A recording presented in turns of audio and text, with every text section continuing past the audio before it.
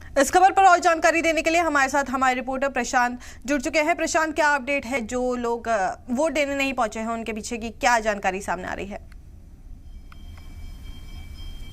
देखिए, जानकारी ये है, अभी जो राज्यसभा के चुनाव हुए हैं उसमें एनडीए के 202 जो एमएलए थे उन्होंने अपने वोट कास्ट कर दिए और उसके बाद जो महागठबंधन का वोट था, जो लगभग एमआईएम और एक बसपा के वोट मिलाकर 41 होता था,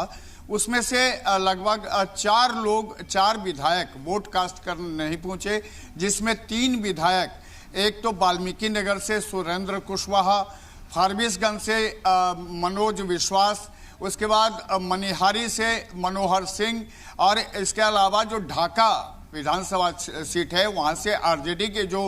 विधायक हैं फैसल वो भी रहमान वो भी नहीं पहुंचे। और इसके बाद ये माना जा रहा है कि जो 4 एनडीए के कैंडिडेट हैं वो तो निर्विरोध चुन लिए जाएंगे, क्योंकि एक कैंडिडेट को 41 वोट चाहिए होता है और 4 को तो पूरे 41 वोट मिल गए। लेकिन जो 5वें कैंडिडेट हैं एनडीए के शिवेश कुमार, उनको 38 वोट मिला है। लेकिन जो सेकंड वरीयता का जो वोट होता है उस वोट से जब काउंटिंग होगी, अभी 5 बजे से काउंटिंग शुरू होने वाली है, उसमें उनका भी जीत जाना तय माना जा रहा है। लेकिन महागठबंधन जो लगातार इस कोशिश में था कि 5वीं सीट पर उसका कब्जा बरकरार हो जाए, लेकिन 5वीं सीट पर महागठबंधन को बड़ा झटका लगा है, क्योंकि उसके ही कांग्रेस के 3 एमएलए और आरजेडी के 1 एमएलए ने वोट कास्ट नहीं किया, जिसकी वजह से महागठबंधन के जो उम्मीदवार हैं राज्यसभा के अमरेंद्रधारी सिंह, जो अभी प्रेजेंट में भी राज्यसभा के सदस्य हैं,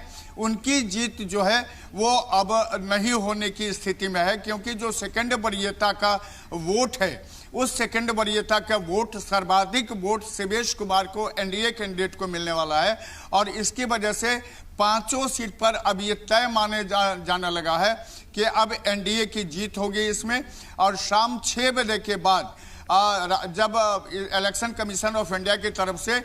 इसके नोटिफिकेशंस आ जाएंगे, उसके बाद नीतीश कुमार, नितिन नवीन, रामनाथ ठाकुर, उपेंद्र कुशवाहा के साथ शिवेश कुमार को भी जीत का सर्टिफिकेट दे दिया जाएगा। सान्या, प्रशांत, किसी पार्टी का इसको लेकर कोई बयान अभी तक सामने आया है? जो लोग वोट देने नहीं पहुंचे हैं उनको लेकर कोई प्रतिक्रिया सामने आई है?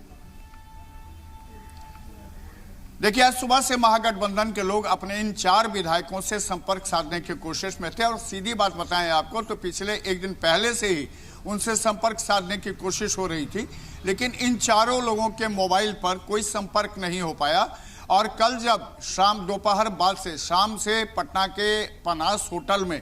आरजेडी महागठबंधन ने अपने तमाम विधायकों को एकजुट होने की बात कही थी, उस दौरान भी कांग्रेस के ये 3 विधायक नहीं पहुंचे थे, आरजेडी के फैसल रहमान नहीं पहुंचे थे, साथ में एमआईएम भी नहीं पहुंचे थी और बसपा भी नहीं पहुंचे थे। लेकिन आज जब वोटिंग शुरू हुआ सुबह 9 बजे से, तो उस समय में बसपा और जो एमआईएम के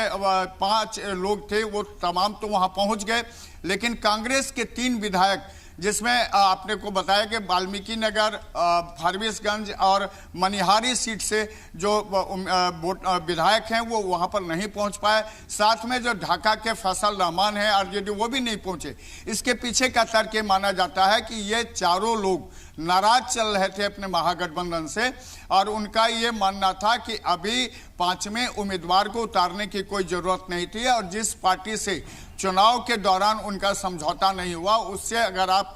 वोट लेते हैं तो निश्चित तौर पर कहीं ना कहीं आपकी जो संवैधानिक और वैचारिक हार है वो हार सामने आती है। और यही लोग बता रहे हैं कि इसी कारण से कांग्रेस के 3 विधायक और आरजेडी के 1 विधायक ने वोट करने से अपने को दूरी बना लिया और वो पटना ही नहीं बिहार से भी बाहर चले गए और उनसे संपर्क साधना महागठबंधन के नेता तेजस्वी के लिए मुश्किल हो गया। हालांकि आज वोटिंग के बाद तेजस्वी यादव ने यह कहा भी था कि 4 बजे जब वोटिंग की टाइमिंग खत्म हो जाएगी उसके बाद वो इन मुद्दों को बताएंगे कि आखिर इसके पीछे किसकी साजिश है या उनके कैंडिडेट को पराजित करने के लिए क्या मुहिम चलाई गई थी। लेकिन सच्चाई ये है कि कांग्रेस के 3 विधायक और जो आरजेडी के 1 विधायक फैसल रहमान है, ये लगातार अपने नेतृत्व से दूरी बनाकर रखे हुए थे और ये चारों कभी भी ना तो मीटिंग में हाजिर हुए, ना ही कोई जो इसके लिए बैठक चल रही थी उसमें हाजिर हुए। कल भी जब लालू यादव और तेजस्वी यादव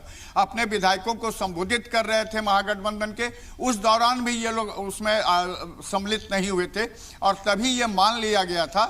कि इसमें या तो क्रॉस वोटिंग होगी, और अगर क्रॉस वोटिंग नहीं तो ये 4 विधायक यहां से नदारद होंगे, लापता रहेंगे, और ऐसे में एनडीए के 5 उम्मीदवार की जो जीत है वो सुनिश्चित हो जाती है। सान्या, चलिए ठीक है, बहुत शुक्रिया आपका इस जानकारी के लिए। आगे जो भी अपडेट आता है तब हम आपसे वापस जुड़ते हैं, बढ़ेंगे अगली खबर की तरफ। यूपी के साथ